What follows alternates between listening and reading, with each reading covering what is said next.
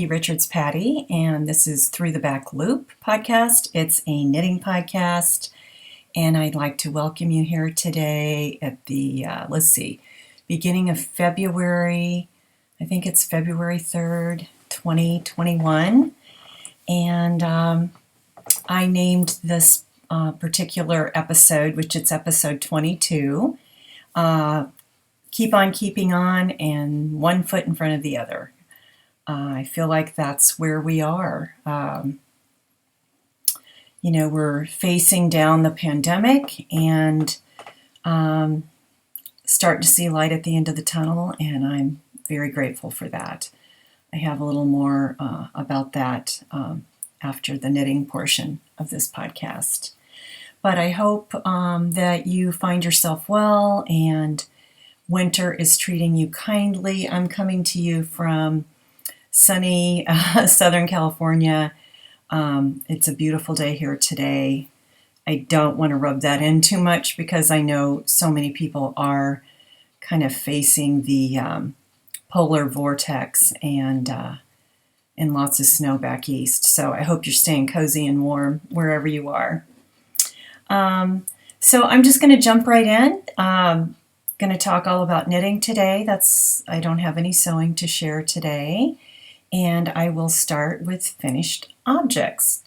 The first one is some that I finished a few weeks ago, and my husband's been waiting for me to talk about them on the podcast. These are the High Desert Socks. They are designed by Lindsay Flower, and these were fun, quick socks. You use 2 strands of fingering weight yarn, which makes like a DK, and it just creates this really nice, squishy, thick sock. I'm sure they'll be used just as house socks, not really worn with shoes probably. But anyway, these are for my husband. I knit them on a size 3 needle, top down, and I use DPNs on these socks. I kind of just do either DPNs or magic loop on all my socks. Kind of just depends. For the size 3 wood, I just felt that, I don't know, kind of just the feel of the wood with this yarn was just a good combo. So I went with the DPNs on these. And it was I used 2 yarns. One was the Rustic Cabin colorway. That's the multicolor that you see in here from Knit Picks, and it's Felici Rustic Cabin, and it was held with kind of this green color, which is from Magpie, and it's their swanky sock. And I didn't write down the color of that, but it's like a green color. But it created a really great combination. I did make the medium adult, and then I just kind of had him, try it on, and didn't start the toe decrease until it was about 1.5 inches from the length of his foot. And, I almost always do, a ribbed cuff and the typical heel flap and gusset. And I'm trying to remember, I just followed the directions on the toe. I think it's kind of a rounded toe, if I remember right. I don't know if that's a wedge or round. I already can't remember. But anyway, he's been waiting to use these, and so now he'll be able to. Moving on is what I'm wearing. I finally finished my Harbor. This is Shibuya yarn, and it too is 2 yarns held together. I don't know if you can see the bottom of it. Let's scoot back. And I love it. It's so cozy and comfortable. Shibui yarns. Oh my gosh, I really hadn't knit with them before. I made this capelet. I made my daughter one too, if you saw my previous podcast. And it was so squishy, I had to make one for myself, and I love it. And I had always heard about Shibui, and I have to say I'm a total huge fan now. I know it's a little pricey, but it's worth it. It's so comfortable. So it was two held together. It was Seema. Let's see if I have it. Here's Seema. Seema was the lace weight. And what was it called? Haven was more of a DK. And those held together created this. And I think the Seema just kind of helps with the stitch definition. But I've worn it a ton already. It's just perfect if it's just a little bit chilly.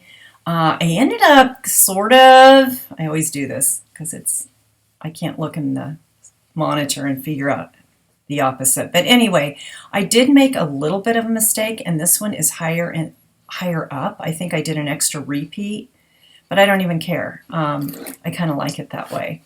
But if you would compare it to the one I made for my daughter, and I'll try to put a picture up, this one is higher. And I was wondering why I used a little bit more yarn, but that's why. Sometimes those things happen. And sometimes they're happy mistakes. And in this case, that's exactly what happened. I used a size 7 needle on this. And this is like an irregular rib stitch that's just really mindless after you get going with it.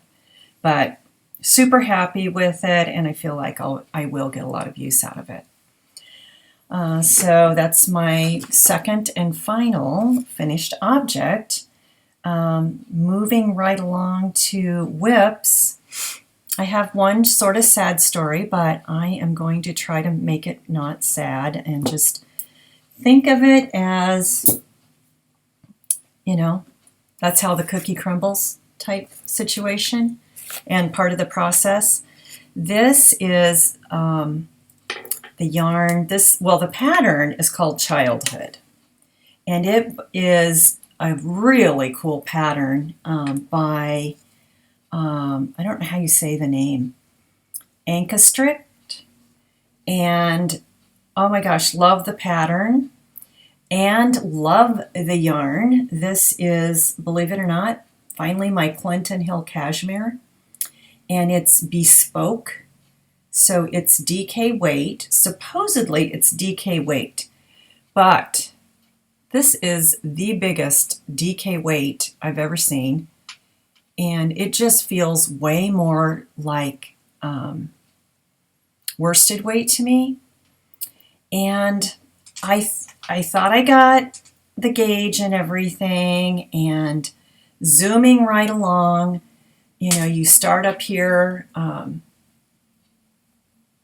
I did a German twisted cast on, did the ribbing for the neck, and then it's top down. Here's the sleeves that the yoke and the sleeves, and it's got this cool pearl stitch that really delineates that. And then, I put the sleeves on a holder and started working down. And the whole time I'm thinking, this seems a little stiff. The fabric seems a little stiff.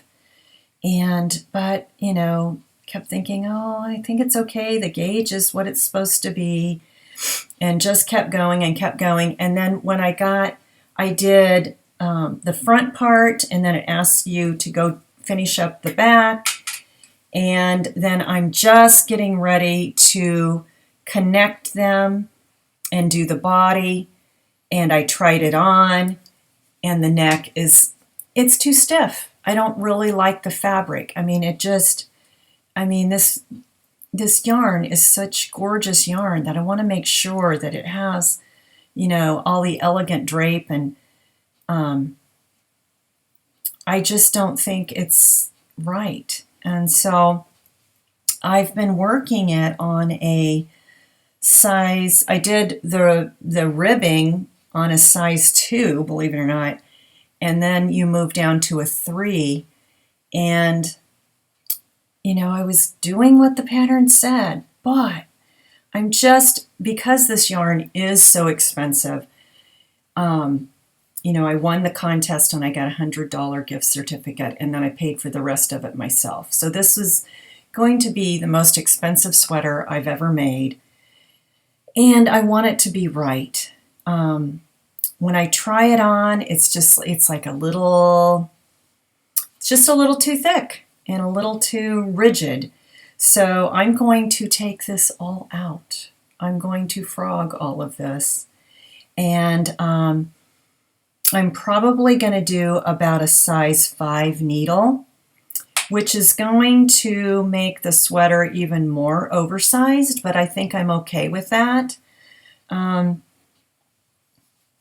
Yeah, things happen, and I'm just going to think of it as this is the process that I had to go through to make this incredible cashmere sweater, and I can just live with that, and that's just the way it's going to be. So it's kind of a sad tale, but most knitters have been there, and it's kind of rough on me because the last sweater I completed, the pink velvet, I had to rip back on that one too. And I'm that makes the process really hard. I mean, I don't even want to know. My husband was asking me how many hours I think I have in this, and I don't want to know. Like days and days and days. I'm not a fast knitter. So it's kind of a sad tale, but I think in the long run I will be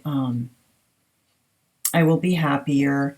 And one silver lining is that there's one tiny little spot. It's a fun, oh, here it is. One tiny funny spot right there, if you can see that. There's this one stitch that I couldn't quite understand, and it's a way of decreasing, and it happened on this side. And I tried all these different things, and I finally got it right, but somehow or another I did it really goofy right there, and you can kind of see that. And I was, debating. I didn't realize it till I had gotten, another inch down or so. And I was debating, should I go back and rip that out? And I talked myself out of it. But the silver lining is now I know exactly how to do that stitch, that decrease, and at least that won't be there. So I just can't think about it too much or I'll get really sad. But here it is, childhood, really cool pattern. In fact, I was like already thinking, oh, maybe I'll want to make more than one of these. And I'll try to put a picture up. I did notice that the pattern that Clinton Hill Cashmere has as a set, they use a size 6 needle. So that convinced me even more. So even though my gauge is going to be off, I'll just make the smallest size and it'll be more oversized than this, but I still think the fabric will be better. I don't know if you can see. I mean, the neck is supposed to be pretty relaxed and it's like kind of stiff, and it's just, for this yarn, if it was any other yarn, I probably wouldn't rip it out, but for this one, it just deserves the best. So anyway, that is a whip that's going to go back to the beginning of being the very beginnings of a whip. So I have that going on, and then the other whip that I'm working on that's super fun right now is, and I'm doing this sock, magic loop, and I'm kind of in the middle of a row, but this is called the Rainbow Socks by Kay Litton, who is the Crazy Sock Lady, and I'm using my Chow Goo needles on a size 1 magic loop, and I'm pairing 2 together. Again, this is Swanky Sock, I think, yep, from Magpie. and I don't know the exact color. It's like a navy. I didn't write that one down. And then I'm pairing it with this self-striping yarn. Let's see, what's it called? It's KFI collection, and it's their painted sock, and it's called Yellowstone. But as you can see, there's a lot of light blue in the beginning, so I'm not going to get into the really pretty colors of this until I get on the foot. And gosh, I don't even know if I'll get into that red or not. It may end up just being kind of blue and green, but whatever. Fun stitch pattern. It has some slip stitches. It is a 4-row repeat, and it only has the really pretty stuff on the front, and then on the back it's just a stripe.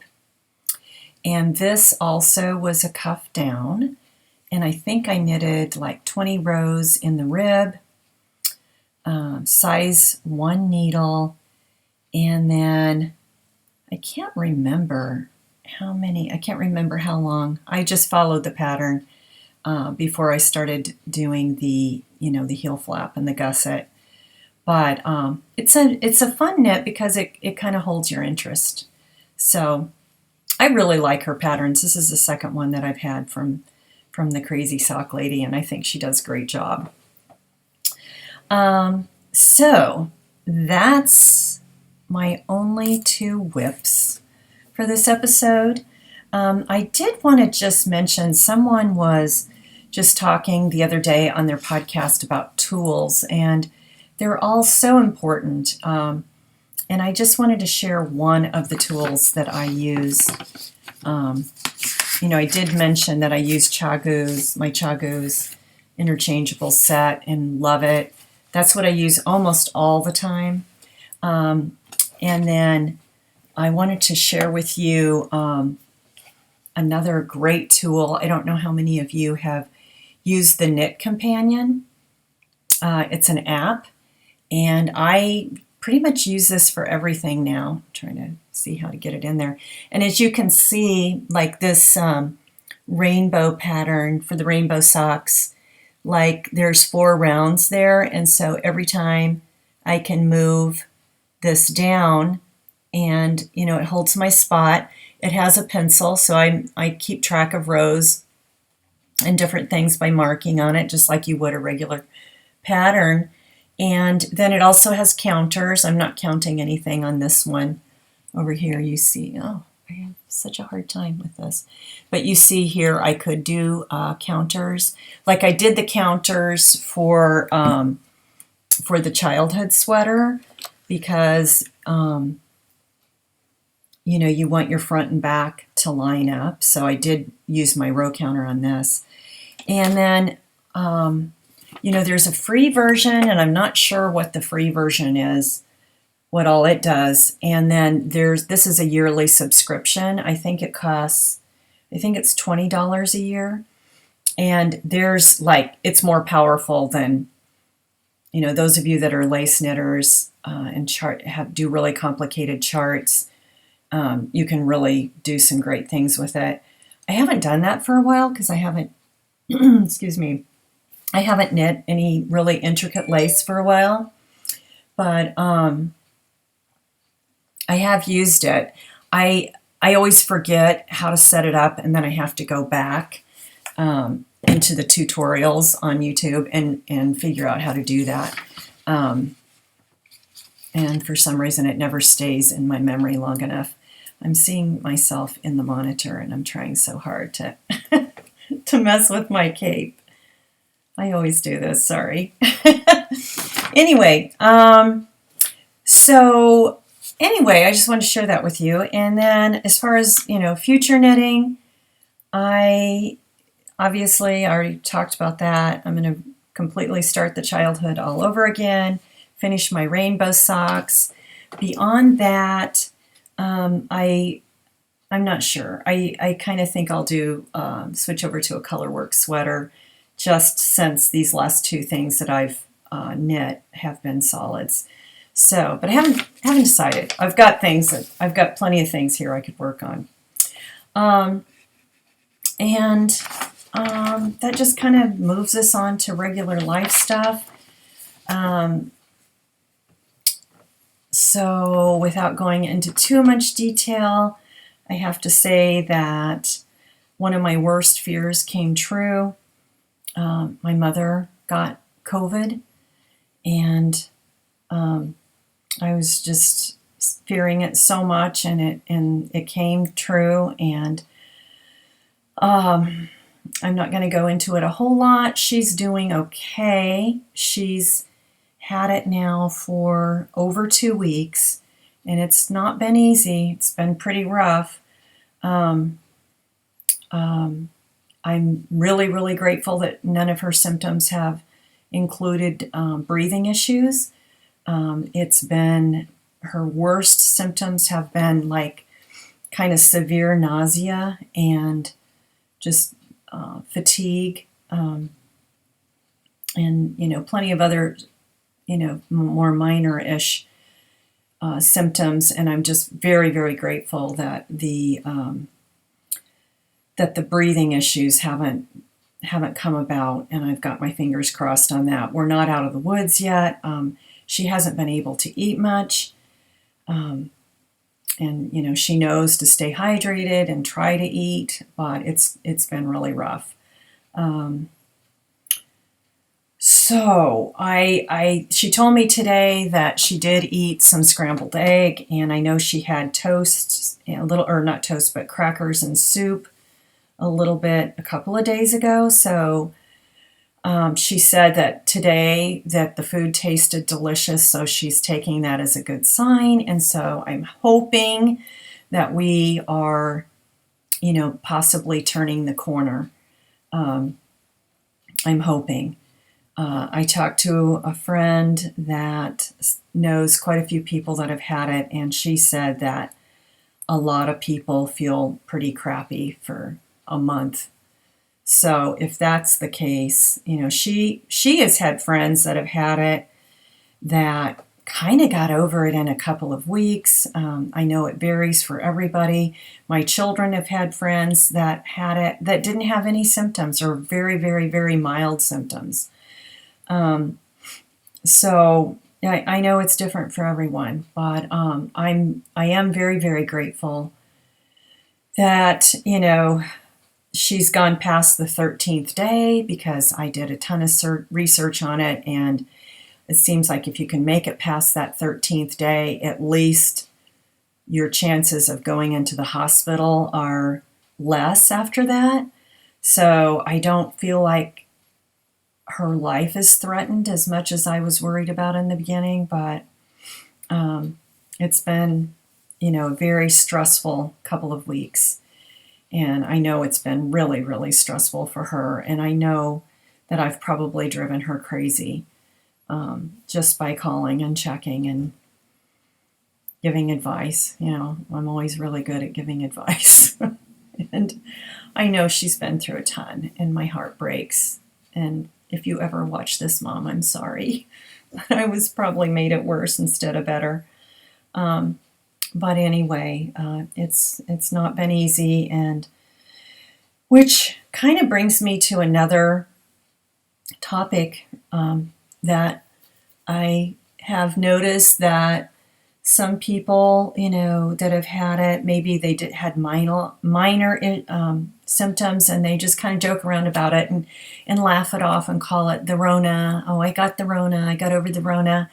And that just, I don't think that's funny, and I don't think it's cute when people just brush it off like that, because it's not easy for a lot of people, and so many lives have been lost. And I don't think it's cute or funny when people just brush it off like that. And so for all of you out there that have either lost someone or that you've suffered severely, my heart goes out to you, and I'm hoping that we're facing, the end of this. The light is at the end of the tunnel, and that, we're working our way, one foot in front of the other, back to normalcy.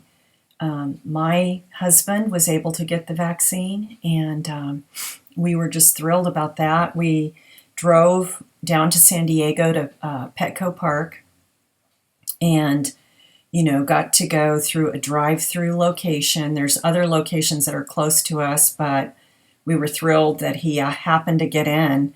He was getting online and like at least five times a day trying to get an appointment. Finally was able to get one, and we were just thrilled that it was at Petco Park, even though we had to drive, because he didn't have to walk in anywhere.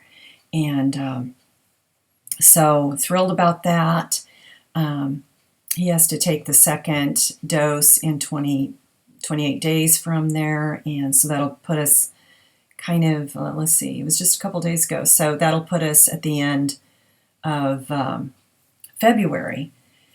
And so just really excited. It sounds like here in the United States that around the 11th of February is what I'm hearing, that the pharmacies are going to open it up and it'll be much more widespread. So really thankful for that, and I can't wait until I can get mine and just get one step closer to having this nightmare be over.